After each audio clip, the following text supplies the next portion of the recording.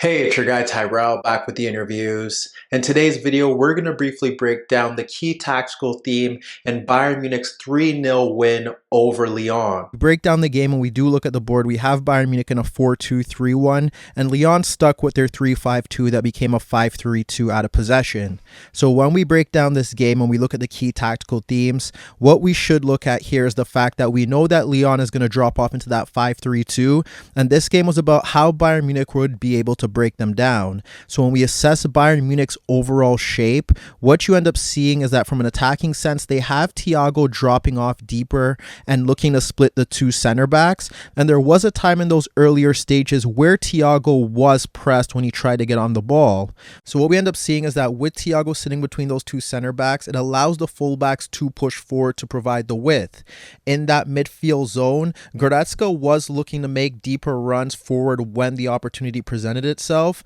and we ended up seeing Thomas Muller play higher up the pitch as well. So with Thomas Muller higher up the pitch, that meant that Bruno Guimaraes wouldn't have to track his movement, and they often shifted him off to one of the center backs. So with Bruno Guimaraes free in that midfield zone, what you end up seeing was that Tyrrell would step out into the path of Garcia. Guimaraes would look to help out in that midfield zone when needed, and then we saw OR shifting out into the path of Kimmich whenever he did look to get onto the ball. Up front, you ended up seeing Perisic looking to dart in between Dubois and Denier, and that created space for Alphonso Davies to push forward. Lewandowski was dropping off into that midfield zone at times, and what we ended up seeing was that in that right side of that Bayern Munich attack was where they were able to get an advantage. Serge Gnabry should have been marked out of the game by Marçal, but Gnabry ended up holding the width on the right-hand side with Kimmich narrow. So that forced Cornet to track the movement of Gnabry,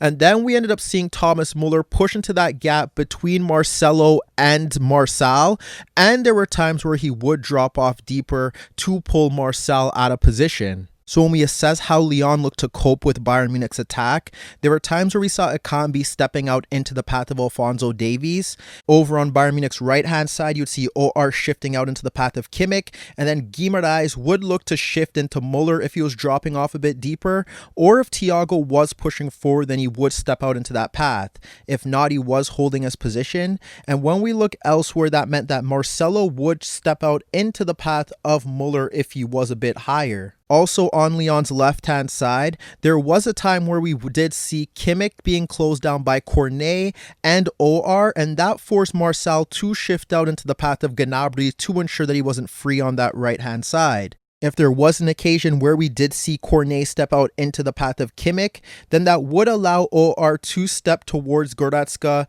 or Thomas Muller if he dropped off deeper, and if not, then he could maintain his position. And there was also one example in that opening half where you had Guimaraes stepping out into the path of Thiago, Tyrrell pushing towards Alaba, and that forced Neuer to slide the ball out to Kimmich, which pushed out OR. Nevertheless, this game was about the movement of Serge Gnabry and Thomas Muller, and the simplicity in their movement bypassed this Lyon defense and ultimately won the game. When we break down the build-up to Bayern Munich's opening goal, what we end up seeing is Kimmich simply clipping a long ball over Cornet because OR shifted late, and Gnabry was able to bring it down, cut across Marçal with his first touch, and hold off Guimaraes, and what was key there was Thomas Muller's movement in towards the box that pulled out Marcelo, and that allowed Gnabry to run at Denier, gain a yard on him, and put Bayern Munich ahead. We witnessed a similar move shortly after that where OR didn't step fast enough into the path of Kimmich, and we saw Gnabry pulling off Cornet, but Kimmich's long ball was mishit and it fell into the path of Cornet. There was a time where Perisic tried to play a long ball over Marçal into Gnabry,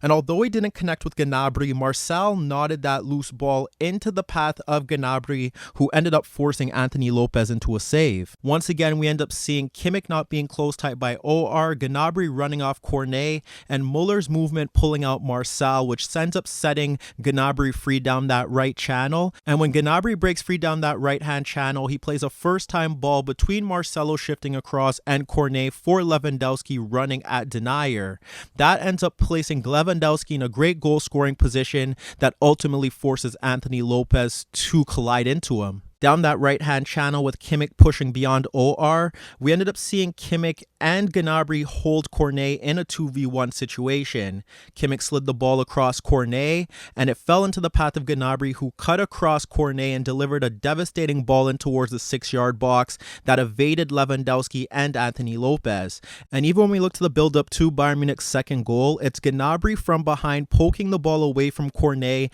and then attacking that Lyon back three. Once Gnabry is able to run at that Lyon backline, he's able to slide the ball across Marcelo and Denier for Perisic, but when we look towards the box, we end up seeing Muller making a darting run across Marcel to drag him out of position, and Lewandowski breaking free into the box at the back post with Cornet not tracking his movement. So Lewandowski couldn't direct Perisic's cross into the net, but what we end up seeing is that Gnabry continues his movement towards that 6-yard box, Cornet doesn't react, and he puts Bayern up 2-0. And although Gnabry and Muller did dominate this game, Bayern Munich's high line was breached on several occasions by this Lyon midfield and attack, and frankly, they were fortunate that Lyon didn't punish them. We saw Cacré splitting the two Bayern center backs to play Memphis Depay free on goal, but he couldn't beat Manuel Neuer despite rounding him. Later on in that game, we ended up seeing Bruno Guimaraes sliding a ball across Boateng for Memphis, darting between Boateng and Davies,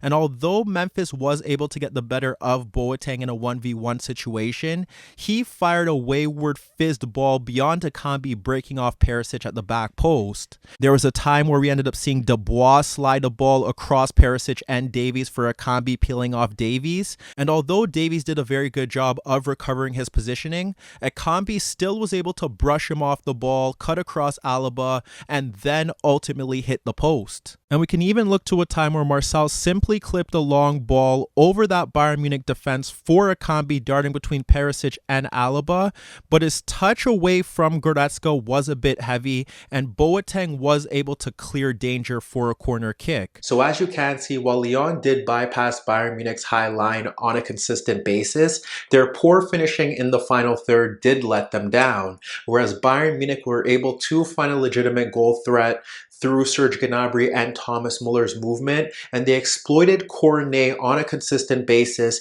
and it was Serge Gnabry's finishing in that final third that made the difference here. Hi everybody, thanks for watching, and subscribe here for your latest tactical analysis and daily commentary on the InnerViews show. And if that wasn't enough, don't forget you could find more organic, unfiltered soccer/football analysis on the InnerViews podcast, the best soccer/football podcast in the world, available on iTunes, Spotify, iHeartRadio, Spreaker, and any Android apps on your Android devices.